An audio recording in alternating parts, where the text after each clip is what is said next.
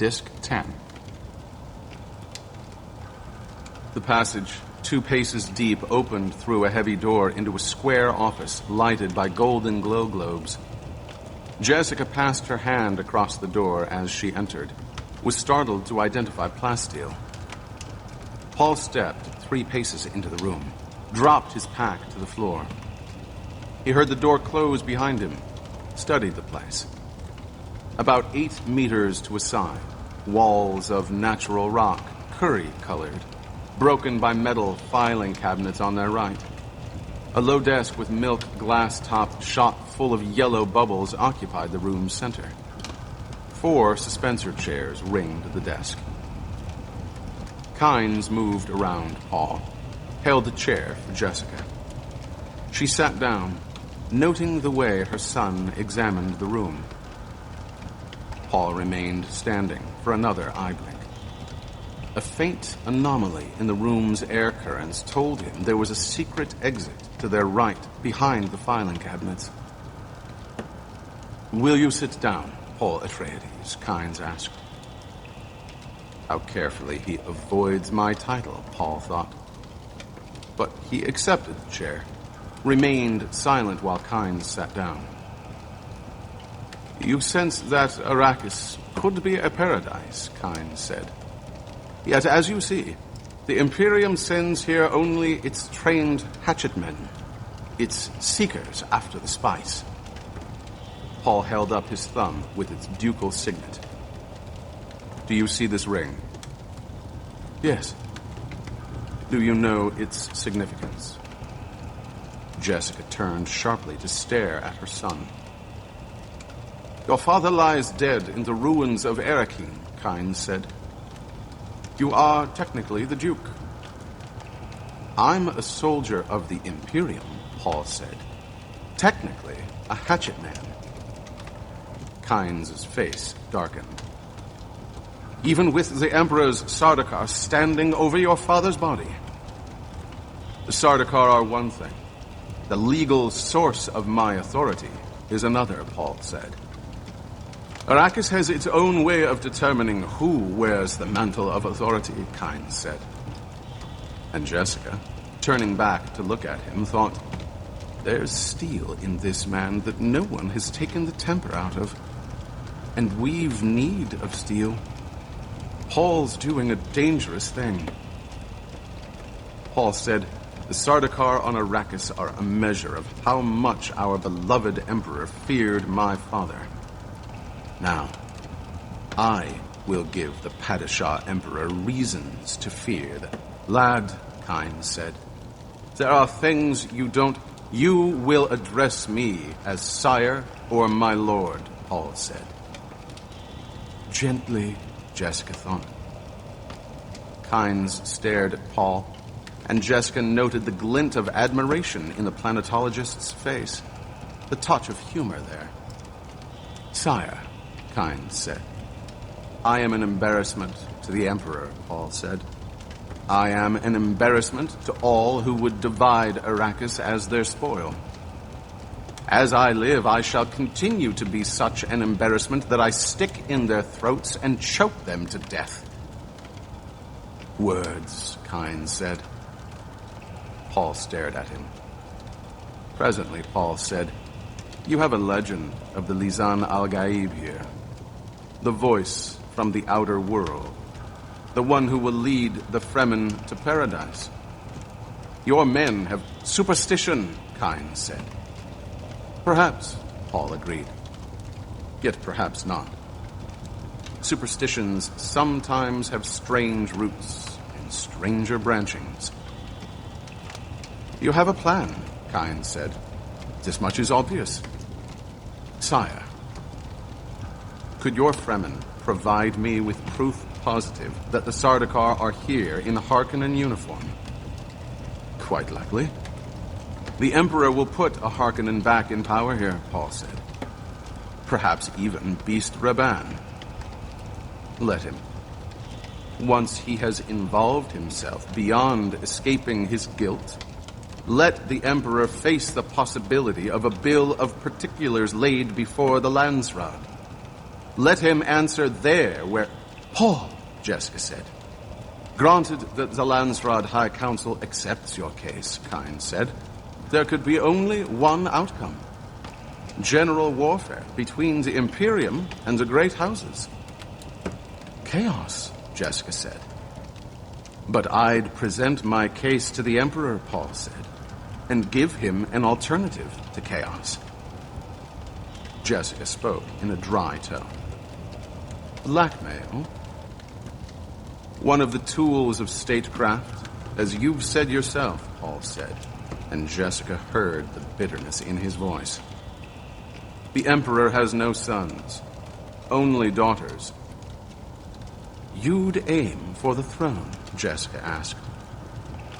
The Emperor will not risk having the Imperium shattered by total war, Paul said. Planets blasted, disorder everywhere. He'll not risk that. This is a desperate gamble you propose, Kynes said. What do the great houses of the Landsraad fear most? Paul asked. They fear most what is happening here, right now on Arrakis. The Sardaukar picking them off one by one.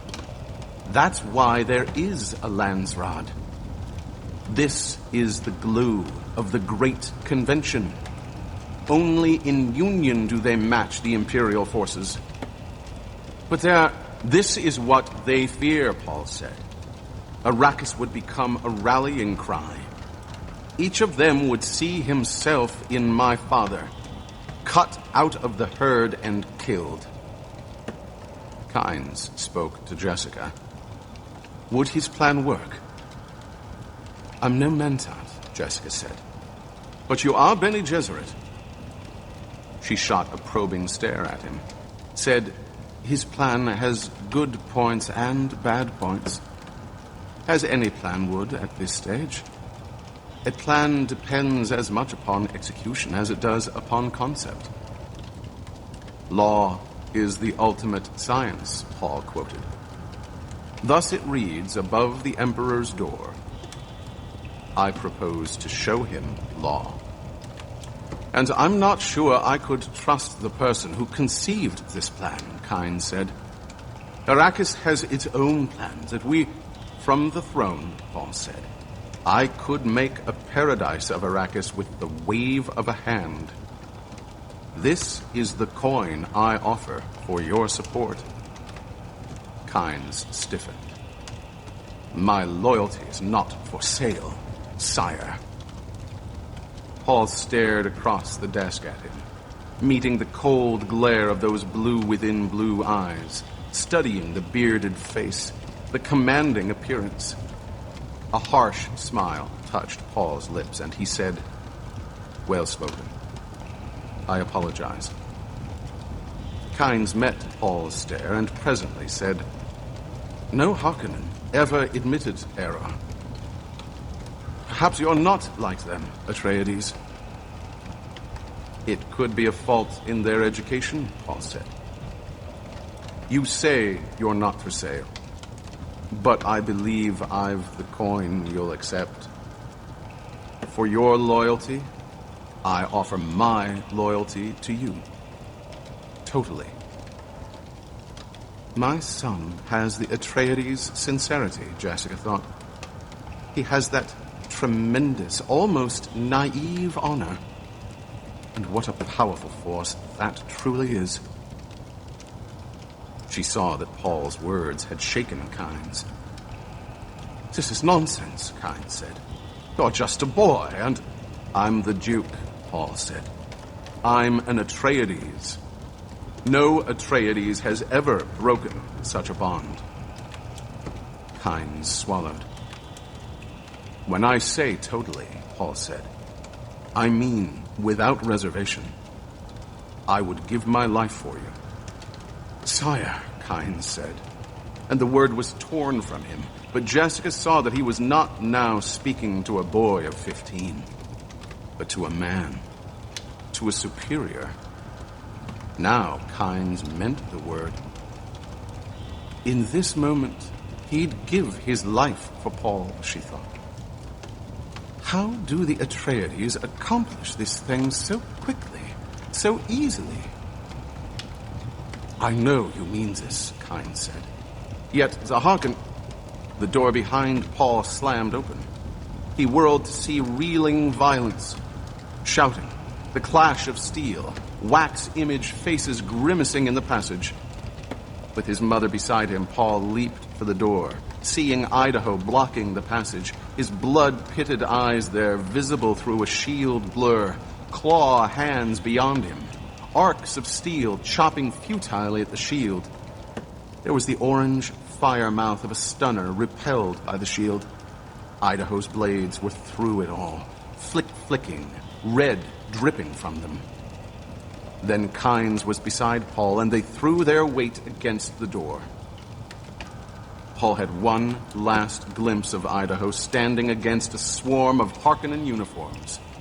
His jerking, controlled staggers, the black goat hair with a red blossom of death in it.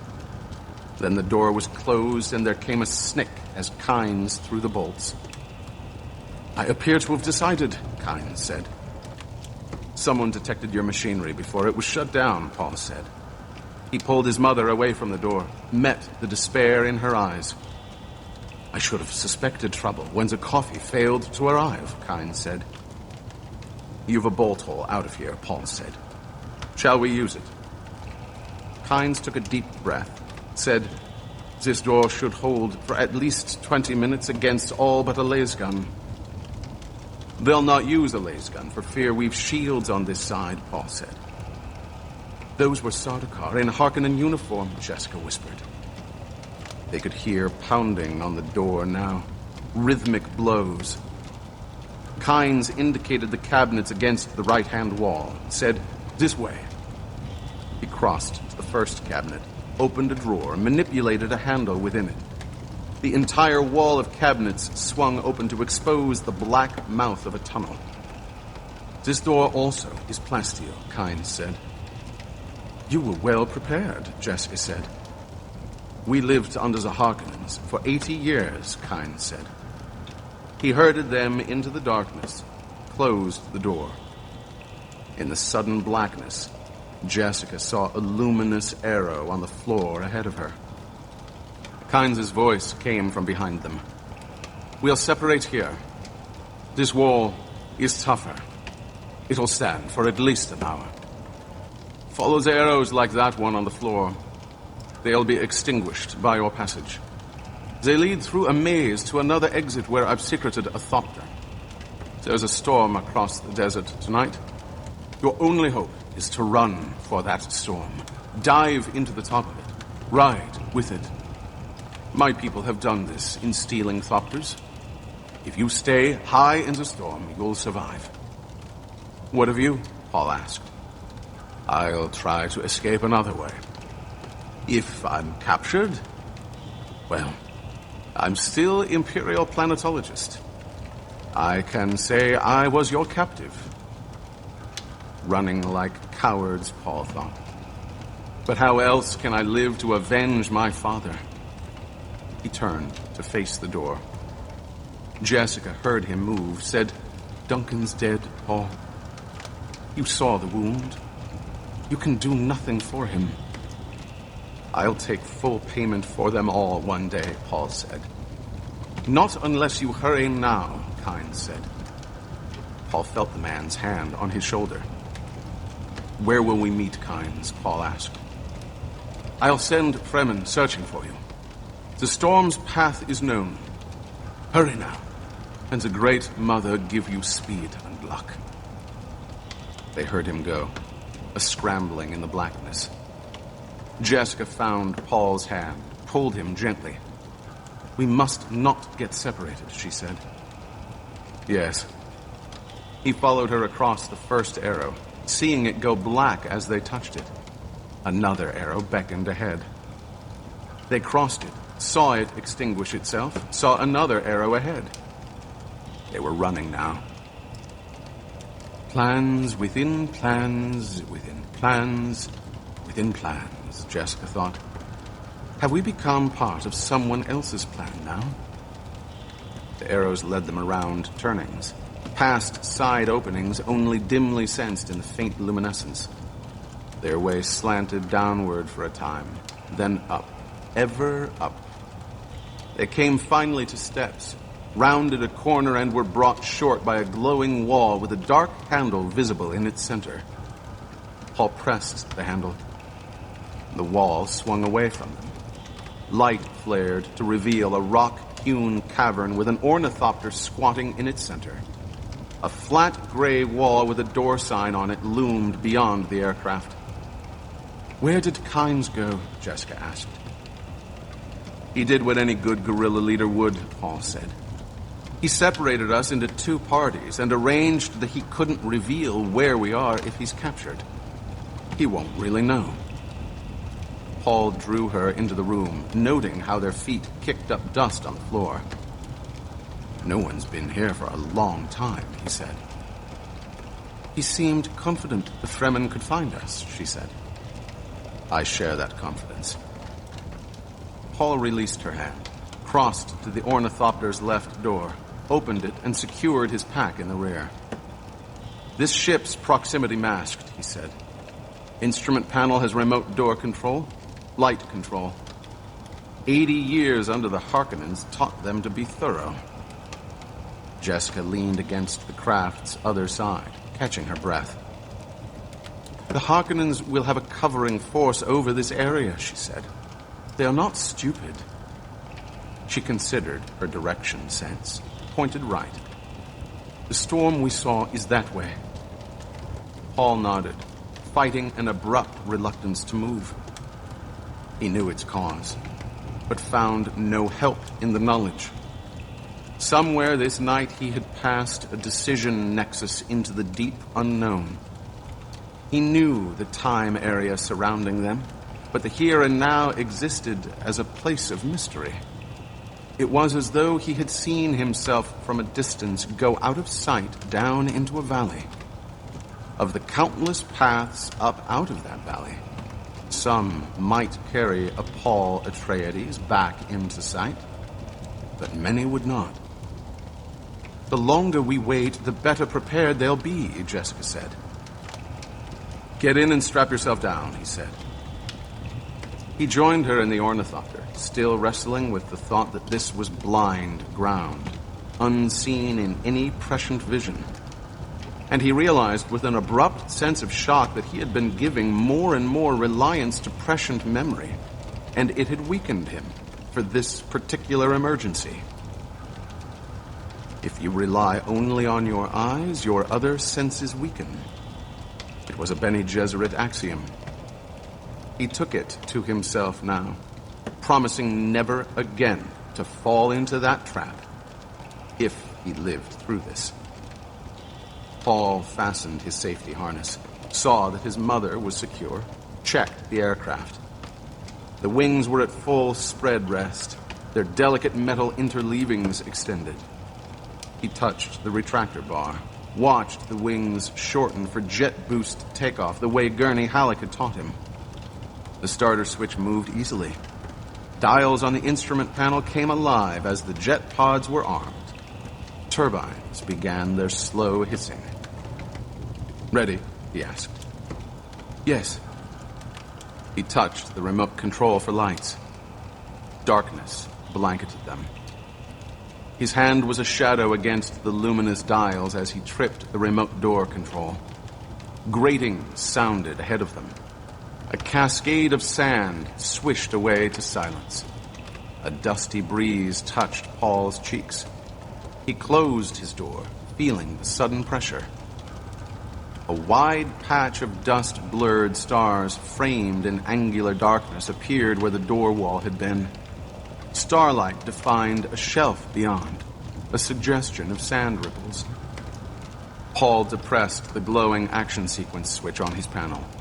The wings snapped back and down, hurling the thopter out of its nest. Power surged from the jet pods as the wings locked into lift attitude. Jessica let her hands ride lightly on the dual controls, feeling the sureness of her son's movements.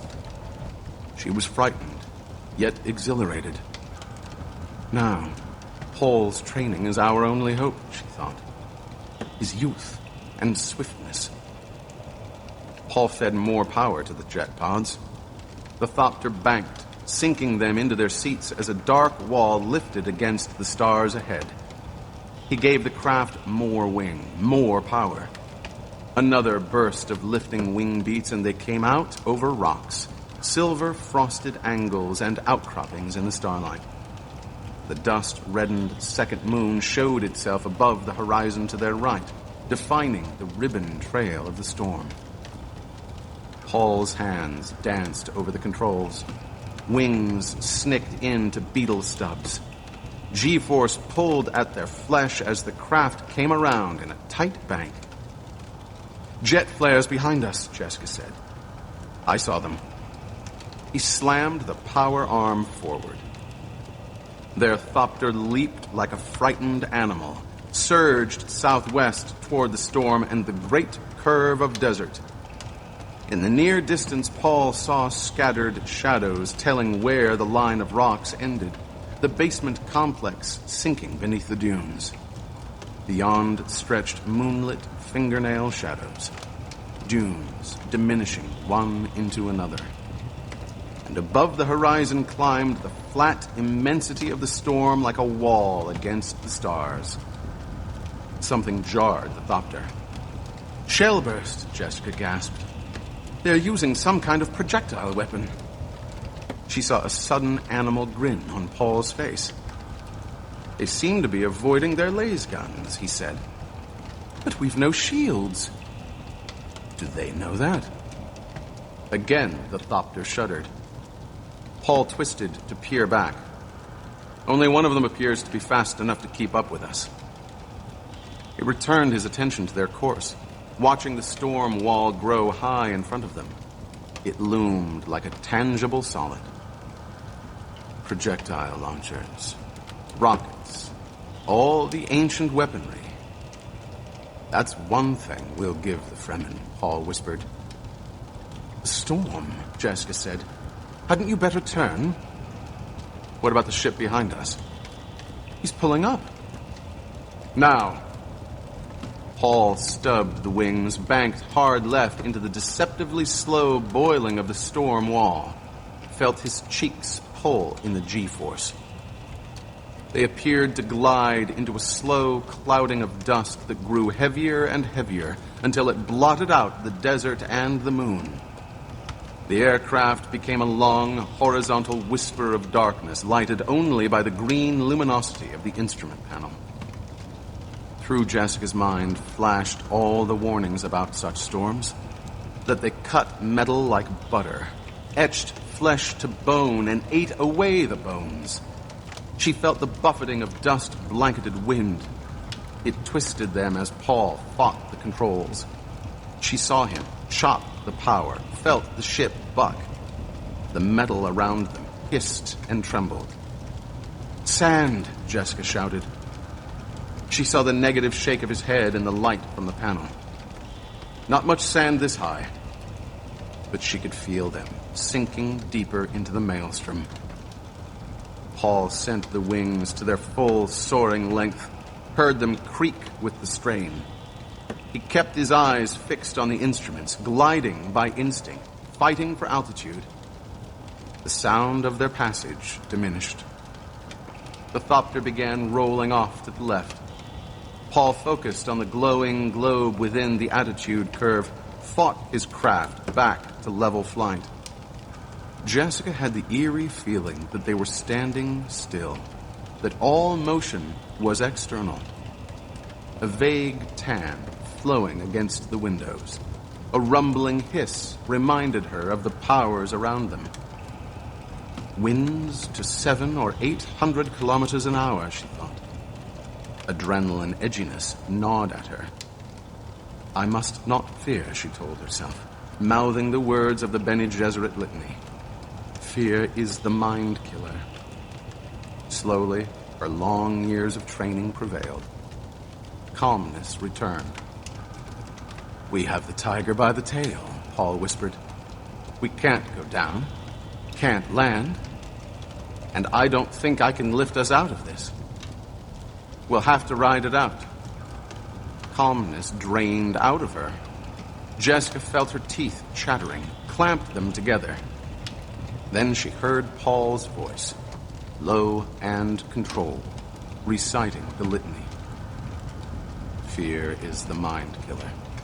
Fear is the little death that brings total obliteration. I will face my fear. I will permit it to pass over me and through me. And when it has gone past me, I will turn to see fear's path. Where the fear has gone, there will be nothing. Only I will remain. What do you despise? By this are you truly known. From Manual of Muad'Dib by the Princess Irulan. They are dead, Baron, said Iakin Nefud, the guard captain. Both the woman and the boy are certainly dead. The Baron Vladimir Harkonnen sat up in the sleep suspensors of his private quarters. Beyond these quarters and enclosing him like a multi-shelled egg stretched the space frigate he had grounded on Arrakis. Here in his quarters, though, the ship's harsh metal was disguised with draperies, with fabric paddings and rare art objects.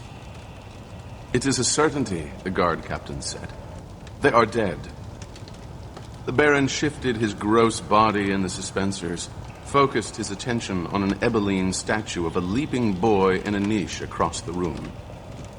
Sleep faded from him. He straightened the padded suspensor beneath the fat folds of his neck, stared across the single glow globe of his bedchamber to the doorway where Captain Nefud stood blocked by the pentashield. They're certainly dead, Baron, the man repeated. The Baron noted the trace of Samuta dullness in Nefud's eyes. It was obvious the man had been deep within the drug's rapture when he received this report, and had stopped only to take the antidote before rushing here. I have a full report, Nefud said. Let him sweat a little, the Baron thought. One must always keep the tools of statecraft sharp and ready. Power and fear, sharp and ready. Have you seen their bodies? The Baron rumbled. Nefud hesitated. Well? My lord, they were seen to dive into a sandstorm. Winds over 800 kilometers. Nothing survives such a storm, my lord. Nothing. One of our own craft was destroyed in the pursuit. The Baron stared at Nefud, noting the nervous twitch in the scissors line of the man's jaw muscles, the way the chin moved as Nefud swallowed. You have seen the bodies, the Baron asked. My lord, for what purpose do you come here rattling your armor? The Baron roared. To tell me a thing is certain when it is not? Do you think I'll praise you for such stupidity? Give you another promotion? Nefud's face went bone pale. Look at the chicken, the Baron thought. I am surrounded by such useless clods. If I scattered sand before this creature and told him it was grain, he'd peck at it. The man Idaho led us to them then, the Baron asked. Yes, my lord. Look how he blurts out his answer, the Baron thought. He said they were attempting to flee to the Fremen, eh? Yes, my lord. Is there more to this report? The Imperial planetologist, Kynes, is involved, my lord. Idaho joined this Kynes under mysterious circumstances. I might even say suspicious circumstances. So, they, fled together to a place in the desert where it's apparent the boy and his mother were hiding. In the excitement of the chase, several of our groups were caught in a lasgun shield explosion. How many did we lose? I'm, not sure yet, my lord. He's lying, the Baron thought. It must have been pretty bad. The Imperial lackey, this Kynes, the Baron said. He was playing a double game, huh? I'd stake my reputation on it, my lord. His reputation? Have the man killed, the Baron said. My lord, Kynes is the Imperial planetologist. His Majesty's own make it look like an accident, then. My lord, there were Sardaukar with our forces in the subjugation of this Fremen nest. They have Kynes in custody now. Get him away from them. Say I wish to question him. If they demur, they will not if you handle it correctly. Nefud swallowed. Yes, my lord. The man must die, the Baron rumbled. He tried to help my enemies. Nefud shifted from one foot to the other. Well, my lord, the Sardaukar have 2 persons in custody who might be of interest to you. They've caught the Duke's master of assassins. Hawat. Thufir Hawat. I've seen the captive myself, my lord. 'Tis Hawat. I'd not have believed it possible. They say he was knocked out by a stunner, my lord, in the desert where he couldn't use his shield. He's virtually unharmed. If we can get our hands on him, he'll provide great sport. This is a mentat you speak of, the Baron growled. One doesn't waste a mentat. Has he spoken? What does he say of his defeat? Could he know the extent of... But no. He has spoken only enough, my lord, to reveal his belief that the Lady Jessica was his betrayer. Ah. The Baron sank back, thinking. Then, you're sure it's the Lady Jessica who attracts his anger? He said it in my presence, my lord. Let him think she's alive, then. But, my lord, be quiet. I wish Hawat treated kindly. He must be told nothing of the late Dr. Yui, his true betrayer. Let it be said that Dr. Yui died defending his duke. In a way, this may even be true. We will instead feed his suspicions against the Lady Jessica. My lord, the way to control and direct a mentat, Nefud, is through his information. False information, false results. Yes, my lord. But is Hawat hungry? Thirsty? My lord, Hawat's still in the hands of the Sardaukar. Yes. Indeed, yes. But the Sardaukar will be as anxious to get information from Hawat as I am. I've noticed a thing about our allies, Nefud. They are not very devious, politically. I do believe this is a deliberate thing. The Emperor wants it that way. Yes, I do believe it. You will remind the Sardaukar commander of my renown at obtaining information from reluctant subjects. Nefud looked unhappy. Yes, my lord. You will tell the Sardaukar commander that I wish to question both Hawat and this Kynes at the same time, playing one off against the other. He can understand that much, I think. Yes, my lord. And once we have them in our hands, the Baron nodded. My lord, the Sardaukar will want an observer with you during any questioning. I'm sure we can produce an emergency to draw off any unwanted observers, Nefud. I understand, my lord.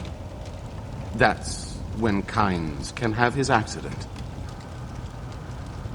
Both Kynes and Hawat will have accidents then, Nefud. But only Kynes will have a real accident. It's Hawat I want. yes. Ah, yes. Nefud blinked, swallowed. He appeared about to ask a question, but remained silent. Hawat will be given both food and drink, the Baron said. Treated with kindness, with sympathy. In his water you will administer the residual poison developed by the late Peiter de Vries. And you will see that the antidote becomes a regular part of Hawat's diet from this point on. Unless I say otherwise. The antidote, yes. Nefud shook his head. But don't be dense, Nefud. The Duke almost killed me with that poison capsule tooth. The gas he exhaled into my presence deprived me of my most valuable mentat, Peiter. I need a replacement. Hawat? Hawat. But you're going to say Hawat's completely loyal to the Atreides. True, but the Atreides are dead. We will woo him. He must be convinced he's not to blame for the Duke's demise. It was all the doing of that Bene Gesserit witch. He had an inferior master, one whose reason was clouded by emotion. Mentats admire the ability to calculate without emotion, Nefud. We will woo the formidable Thufir Hawat. Hawat unfortunately had a master whose resources were poor, one who could not elevate a Mentat to the sublime peaks of reasoning that are a Mentat's right. Hawat will see a certain element of truth in this. The Duke couldn't afford the most efficient spies to provide his Mentat with the required information. The Baron stared at Nefud. Let us never deceive ourselves, Nefud. The truth is a powerful weapon. We know how we overwhelmed the Atreides. Hawat knows too. We did it with wealth. With wealth? Yes, my lord. We will woo Hawat, the Baron said. We will hide him from the Sardaukar, and we will hold in reserve the withdrawal of the antidote for the poison. There's no way of removing the residual poison. And, Nefud, Hawat need never suspect. The antidote will not betray itself to a poison snooper. Hawat can scan his food as he pleases and detect no trace of poison. Nefud's eyes opened wide with understanding. The absence of a thing, the Baron said. This can be as deadly as the presence. The absence of air, huh? The absence of water? The absence of anything else we're addicted to. The Baron nodded. You understand me, Nefud? Nefud swallowed. Yes, my lord.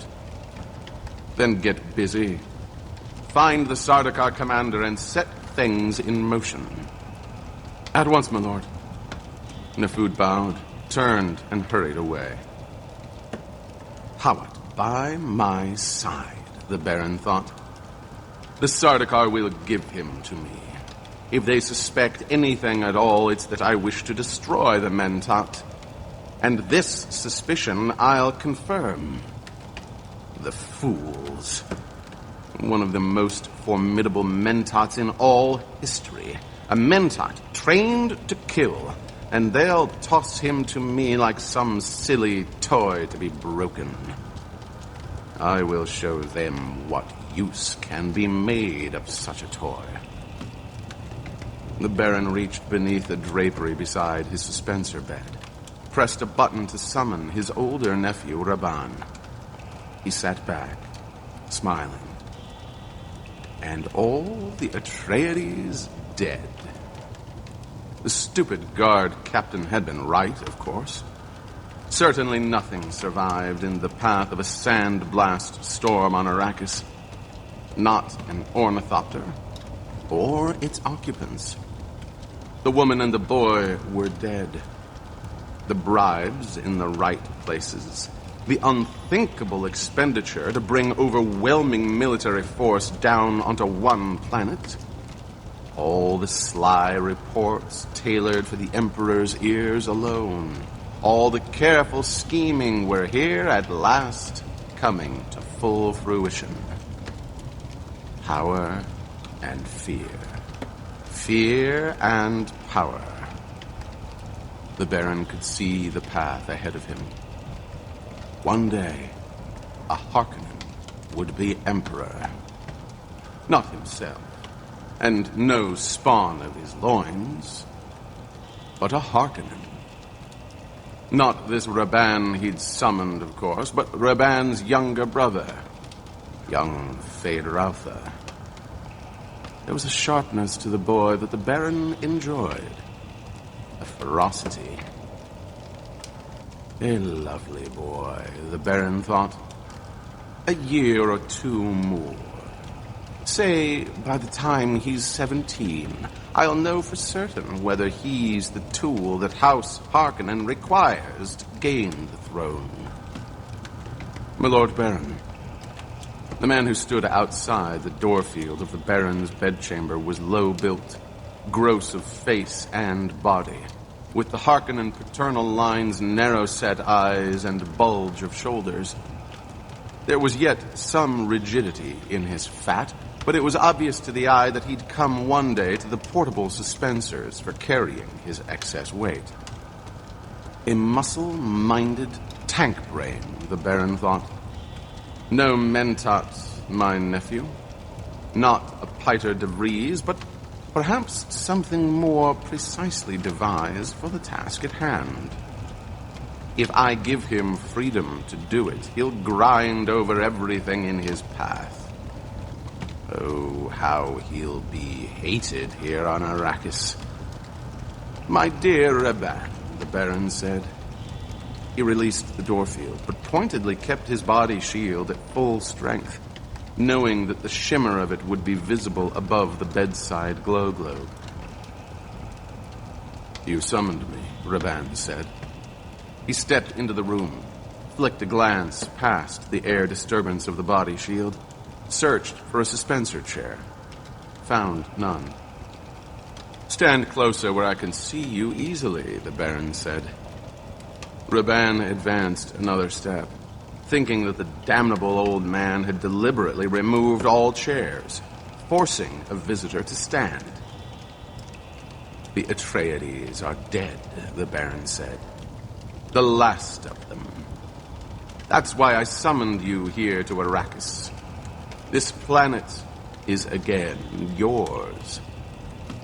Raban blinked. But I thought you were going to advance Piter de Vries to the...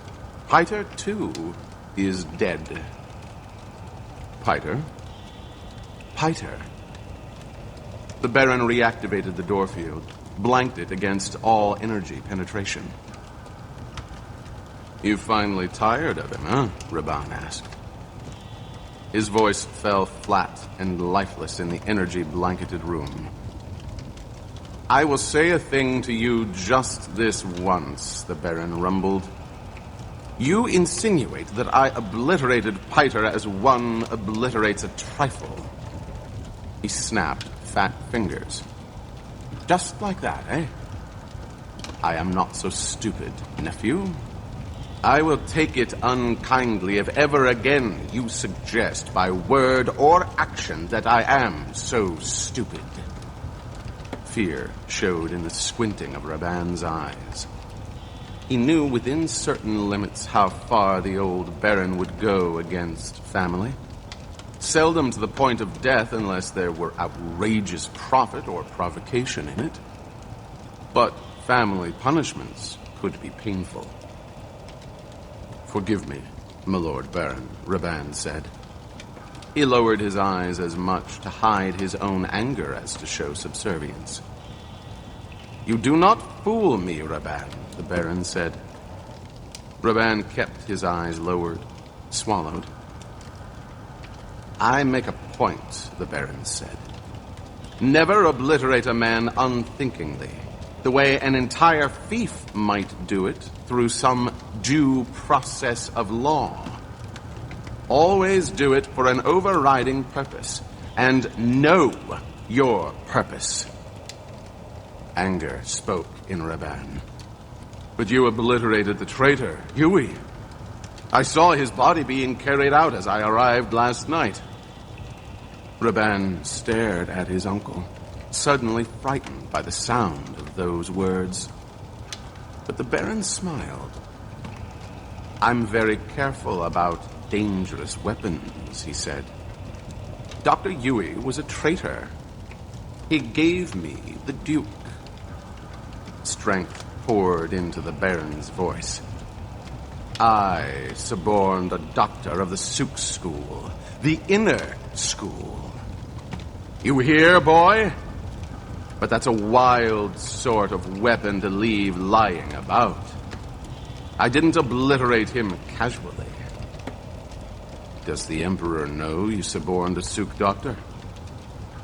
This was a penetrating question, the Baron thought. Have I misjudged this nephew? The Emperor doesn't know it yet, the Baron said. But his Sardaukar are sure to report it to him. Before that happens, though, I'll have my own report in his hands through Chome Company channels. I will explain that I luckily discovered a doctor who pretended to the conditioning. A false doctor, you understand. Since everyone knows you cannot counter the conditioning of a Sook school, this will be accepted. Ah, I see, Raban murmured. And the Baron thought, indeed, I hope you do see. I hope you do see how vital it is that this remain secret. The Baron suddenly wondered at himself. Why did I do that? Why did I boast to this fool nephew of mine? The nephew I must use and discard. The Baron felt anger at himself. He felt betrayed. It must be kept secret, Raban said. I understand. The Baron sighed. I give you different instructions about Arrakis this time, nephew. When last you ruled this place, I held you in strong rein. This time, I have only one requirement. My lord. Income. Income? Have you any idea, Raban, how much we spent to bring such military force to bear on the Atreides? Do you have even the first inkling of how much the Guild charges for military transport? Expensive, huh? Expensive? The Baron shot a fat arm toward Raban. If you squeeze Arrakis for every cent it can give us for 60 years, you'll just barely repay us. Raban opened his mouth, closed it without speaking. Expensive, the Baron sneered.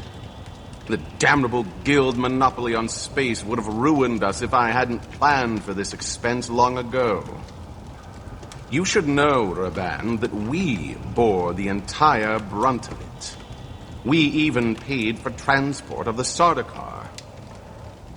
And not for the first time, the Baron wondered if there ever would come a day when the Guild might be circumvented. They were insidious, bleeding off just enough to keep the host from objecting until they had you in their fist, where they could force you to pay and pay and pay. Always the exorbitant demands rode upon military ventures. Hazard rates, the oily Guild agents explained. And for every agent you managed to insert as a watchdog in the Guild bank structure, they put 2 agents into your system. Insufferable. Income, then, Raban said. The Baron lowered his arm, made a fist. You must squeeze. And I may do anything I wish as long as I squeeze. Anything. The cannons you brought, Raban said. Could I... I'm removing them, the Baron said. But you won't need such toys. They were a special innovation and are now useless. We need the metal. They cannot go against a shield, Raban. They were merely the unexpected. It was predictable that the Duke's men would retreat into cliff caves on this abominable planet. Our cannon merely sealed them in. The Fremen don't use shields. You may keep some laser guns if you wish. Yes, my lord. And I have a free hand. As long as you squeeze. Raban's smile was gloating. I understand perfectly, my lord. You understand nothing perfectly, the Baron growled. Let us have that clear at the outset. What you do understand is how to carry out my orders. Has it occurred to you, nephew, that there are at least 5 million persons on this planet? Does my lord forget that I was his regent Siradar here before? And if my lord will forgive me, his estimate may be low. It's difficult to count a population scattered among sinks and pans the way they are here. And when you consider the Fremen... The Fremen aren't worth considering. Forgive me, my lord, but the Sardaukar believe otherwise. The Baron hesitated, staring at his nephew. You know something? My lord had retired when I arrived last night. I took the liberty of contacting some of my lieutenants from before.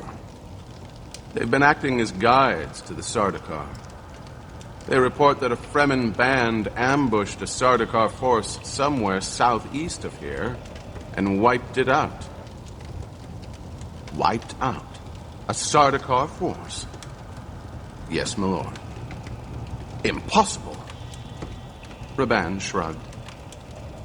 Fremen defeating Sardaukar, the Baron sneered. I repeat only what was reported to me, Raban said. It is said this Fremen force already had captured the Duke's redoubtable Thufir Hawat. Ah. The Baron nodded, smiling. I believe the report, Raban said. You've no idea what a problem the Fremen were. Perhaps. But these weren't Fremen your lieutenants saw. They must have been Atreides men trained by Hawat and disguised as Fremen. It's the only possible answer. Again, Raban shrugged. Well, the Sardaukar think they were Fremen. The Sardaukar already have launched a program to wipe out all Fremen. Good. But it'll keep the Sardaukar occupied. And we'll soon have Hawat. I know it. I can feel it. Ah, this has been a day. The Sardaukar off hunting a few useless desert bands while we get the real prize. My lord, Raban hesitated, frowning. I've always felt that we underestimated the Fremen, both in numbers and in... Ignore them, boy. They are rabble. It's the populous towns, cities, and villages that concern us. A great many people there, huh? A great many, my lord. They worry me, Raban. Worry you? Oh, 90% of them are of no concern. But there are always a few. Houses minor and so on. People of ambition who might try a dangerous thing. If one of them should get off Arrakis with an unpleasant story about what happened here, I'd be most displeased. Have you any idea how displeased I'd be? Raban swallowed. You must take immediate measures to hold a hostage from each house minor, the Baron said. As far as anyone off Arrakis must learn, this was straightforward house-to-house battle. The Sardaukar had no part in it. You understand? The Duke was offered the usual quarter and exile, but he died in an unfortunate accident before he could accept. He was about to accept, though. That is the story. And any rumor that there were Sardaukar here, it must be laughed at. As the Emperor wishes it, Raban said. As the Emperor wishes it. What about the smugglers? No one believes smugglers, Raban. They are tolerated, but not believed. At any rate, you will be spreading some bribes in that quarter. And taking other measures, which I'm sure you can think of. Yes, my lord. 2 things from Arrakis, then, Raban. Income and a merciless fist. You must show no mercy here. Think of these clods as what they are. Slaves, envious of their masters and waiting only the opportunity to rebel. Not the slightest vestige of pity or mercy must you show them. Can one exterminate an entire planet? Raban asked. Exterminate? Surprise showed in the swift turning of the Baron's head. Who said anything about exterminating? Well, I presumed you were going to bring in new stock, and I said squeeze, nephew, not exterminate. Don't waste the population. Merely drive them into utter submission. You must be the carnivore, my boy. He smiled, a baby's expression in the dimple-fat face. A carnivore never stops. Show no mercy. Never stop. Mercy is a chimera. It can be defeated by the stomach rumbling its hunger, by the throat crying its thirst. You must be always hungry and thirsty. The Baron caressed his bulges beneath the suspensors. Like me. I see, my lord. Raban swung his gaze left and right. It's all clear then, nephew. Except for one thing, uncle. The planetologist, Kynes. Ah, yes. Kynes. He's the Emperor's man, my lord. He can come and go as he pleases. And he's very close to the Fremen. Married one. Kynes will be dead by tomorrow's nightfall. That's dangerous work, uncle. Killing an Imperial servant. How do you think I've come this far, this quickly? The Baron demanded. His voice was low, charged with unspeakable adjectives. Besides, you need never have feared Kynes would leave Arrakis. You're forgetting that he's addicted to the spice. Of course. Those who know will do nothing to endanger their supply, the Baron said. Kynes certainly must know. I forgot, Raban said. They stared at each other in silence. Presently, the Baron said, incidentally, you will make My own supply, one of your first concerns. I've quite a stockpile of private stuff. But that suicide raid by the Duke's men got most of what we'd stored for sale. Raban nodded. Yes, my lord. The Baron brightened. Now, tomorrow morning, you will assemble what remains of organization here, and you'll say to them, our sublime Padishah Emperor has charged me to take possession of this planet and end all dispute. I understand, my lord. This time, I'm sure you do. We will discuss it in more detail tomorrow. Now leave me to finish my sleep. The Baron deactivated his door field, watched his nephew out of sight. A tank brain, the Baron thought. Muscle-minded tank brain. They will be bloody pulp here when he's through with them. Then, when I send in Feyd-Rautha to take the load off them, they'll cheer their rescuer. Beloved Feyd-Rautha. Benign Feyd-Rautha. The compassionate one who saves them from a beast. Feyd-Rautha. A man to follow and die for. The boy will know by that time how to oppress with impunity. I'm sure he's the one we need. He'll learn. And such a lovely body. Really a lovely boy.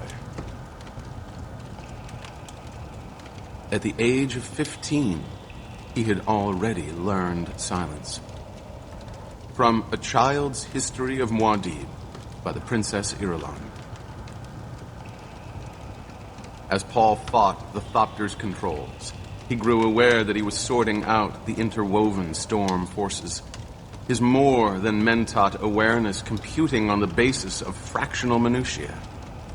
He felt dust fronts, billowings, mixings of turbulence, an occasional vortex.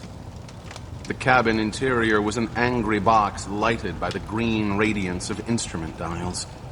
The tan flow of dust outside appeared featureless, but his inner sense began to see through the curtain. I must find the right vortex, he thought. For a long time now, he had sensed the storm's power diminishing, but still it shook them. He waited out another turbulence. The vortex began as an abrupt billowing that rattled the entire ship.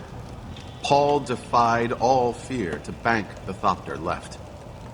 Jessica saw the maneuver on the attitude globe. "Paul!" she screamed. The vortex turned them, twisting, tipping. It lifted the Thopter like a chip on a geyser, spewed them up and out. A winged speck within a core of winding dust lighted by the second moon. Paul looked down, saw the dust-defined pillar of hot wind that had disgorged them, saw the dying storm trailing away like a dry river into the desert. Moon-gray motion growing smaller and smaller below as they rode the updraft. "We're out of it," Jessica whispered. Paul turned their craft away from the dust in swooping rhythm while he scanned the night sky. "We've given them the slip," he said. Jessica felt her heart pounding. She forced herself to calmness, looked at the diminishing storm. Her time sense said they had ridden within that compounding of elemental forces almost 4 hours, but part of her mind computed the passage as a lifetime. She felt reborn. It was like the litany, she thought. We faced it and did not resist. The storm passed through us and around us. It's gone, but we remain. "I don't like the sound of our wing motion," Paul said. "We suffered some damage in there." He felt the grating, injured flight through his hands on the controls. They were out of the storm, but still not out into the full view of his prescient vision. Yet they had escaped, and Paul sensed himself trembling on the verge of a revelation. He shivered. The sensation was magnetic and terrifying, and he found himself caught on the question of what caused this trembling awareness. Part of it, he felt, was the spice-saturated diet of Arrakis. But he thought part of it could be the litany, as though the words had a power of their own.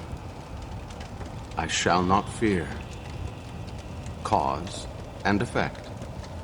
He was alive despite malignant forces, and he felt himself poised on a brink of self-awareness that could not have been without the litany's magic. Words from the Orange Catholic Bible rang through his memory. What senses do we lack that we cannot see or hear another world all around us? There's rock all around, Jessica said. Paul focused on the Thopter's launching, shook his head to clear it. He looked where his mother pointed, saw uplifting rock shapes black on the sand ahead and to the right. He felt wind around his ankles, a stirring of dust in the cabin. There was a hole somewhere. More of the storm's doing. Better set us down on sand, Jessica said. The wings might not take full break. He nodded toward a place ahead where sand-blasted ridges lifted into moonlight above the dunes. I'll set us down near those rocks. Check your safety harness. She obeyed, thinking, we've water and still suits. If we can find food, we can survive a long time on this desert. Fremen live here. What they can do, we can do. Run for those rocks the instant we're stopped, Paul said. I'll take the pack. Run for... She fell silent, nodded. Worms. Our friends, the worms, he corrected her. They'll get this Thopter. There'll be no evidence of where we landed. How direct his thinking, she thought. They glided lower, lower. There came a rushing sense of motion to their passage. Blurred shadows of dunes, rocks lifting like islands. The Thopter touched a dune top with a soft lurch, skipped a sand valley, touched another dune. He's killing our speed against the sand, Jessica thought, and permitted herself to admire his competence. Brace yourself, Paul warned. He pulled back on the wing brakes, gently at first, then harder and harder. He felt them cup the air, their aspect ratio dropping faster and faster. Wind screamed through the lapped coverts and primaries of the wing's leaves. Abruptly, with only the faintest lurch of warning, the left wing, weakened by the storm, twisted upward and in, slamming across the side of the Thopter. The craft skidded across a dune top, twisting to the left. It tumbled down the opposite face to bury its nose in the next dune amid a cascade of sand. They lay stopped on the broken wing side, the right wing pointing toward the stars. Paul jerked off his safety harness, hurled himself upward across his mother, wrenching the door open. Sand poured around them into the cabin, bringing a dry smell of burned flint. He grabbed the pack from the rear, saw that his mother was free of her harness. She stepped up onto the side of the right-hand seat and out onto the Thopter's metal skin. Paul followed, dragging the pack by its straps. Run, he ordered. He pointed up the dune face and beyond it, where they could see a rock tower undercut by sandblast winds. Jessica leaped off the Thopter and ran, scrambling and sliding up the dune. She heard Paul's panting progress behind. They came out onto a sand ridge that curved away toward the rocks. Follow the ridge, Paul ordered. It'll be faster. They slogged toward the rocks, sand gripping their feet. A new sound began to impress itself on them. A muted whisper, a hissing, an abrasive slithering. "Worm," Paul said. It grew louder. "Faster," Paul gasped. The first rock shingle, like a beach slanting from the sand, lay no more than 10 meters ahead when they heard the metal crunch and shatter behind them. Paul shifted his pack to his right arm, holding it by the straps. It slapped his side as he ran. He took his mother's arm with his other hand. They scrambled onto the lifting rock, up a pebble-littered surface through a twisted, wind-carved channel. Breath came dry and gasping in their throats. "I can't run any farther," Jessica panted. Paul stopped, pressed her into a gut of rock, turned and looked down onto the desert. A mound in motion ran parallel to their rock island. Moonlit ripples, sand waves, a cresting burrow almost level with Paul's eyes at a distance of about a kilometer. The flattened dunes of its track curved once, a short loop crossing the patch of desert where they had abandoned their wrecked ornithopter. Where the worm had been, there was no sign of the aircraft. The burrow mound moved outward into the desert, coursed back across its own path, questing. "It's bigger than a guild spaceship," Paul whispered. "I was told worms grew large in the deep desert, but I didn't realize. How big?" "Nor I," Jessica breathed. Again, the thing turned out away from the rocks, sped now with a curving track toward the horizon. They listened until the sound of its passage was lost in gentle sand stirrings around them. Paul took a deep breath, looked up at the moon-frosted escarpment, and quoted from the Kitab al-Ibar. "Travel by night and rest in black shade through the day." He looked at his mother. "We still have a few hours of night. Can you go on?" "In a moment." Paul stepped out onto the rock shingle, shouldered the pack, and adjusted its straps.